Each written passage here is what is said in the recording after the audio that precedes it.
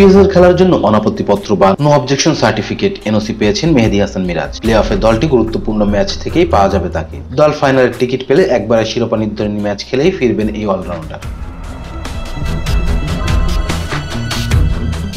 মিরাজ লাহোরে ডাক পেয়েছেন সিকান্দার রাজার বদলি হিসেবে। রাজা নিয়মিত ছিলেন লাহোর কালান্দাসের একাদশে। তবে 22 মে থেকে শুরু হতে যাচ্ছে ইংল্যান্ডের বিপক্ষে জিম্বাবুয়ের আওয়ে টেস্ট, ইতিমধ্যে যা ঐতিহাসিক তকমা পেয়েছে।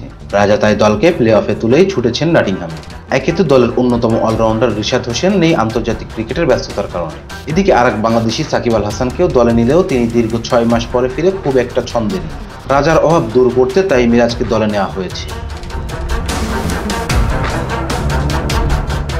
যেহেতু মিরাজ এখনো টি-20 দলে নেই, তাই এনওসি পেতেও বেগপথে হয়নি তার। লাহোরে যোগ দিতেও বেশি সময় নেবেন না 27 বছর বয়সী এই অলরাউন্ডার। এনওসি ইস্যু করা হয়েছে অবশ্য 22 থেকে 25 মে পর্যন্ত। 22 মের আগে লাহোরে ম্যাচও নেই। 10 ম্যাচে 11 পয়েন্টে প্লে অফ নিশ্চিত করা লাহোর আগামী 22 মে মাঠে নামবে ফাইনালের লক্ষ্যে। সেই ম্যাচে একসাথে খেলতে দেখা যেতে পারে সাকিব ও মিরাজকে। Rezwan Islam, B sports.